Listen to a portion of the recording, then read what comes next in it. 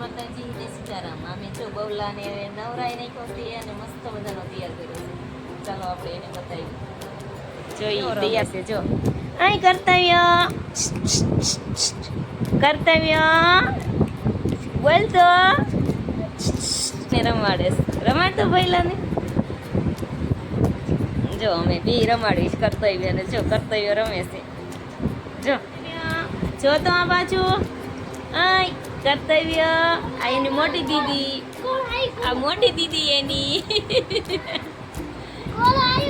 અને આ ઇનથી મોટી દીદી નાની દીદી રમવા ગઈ છે.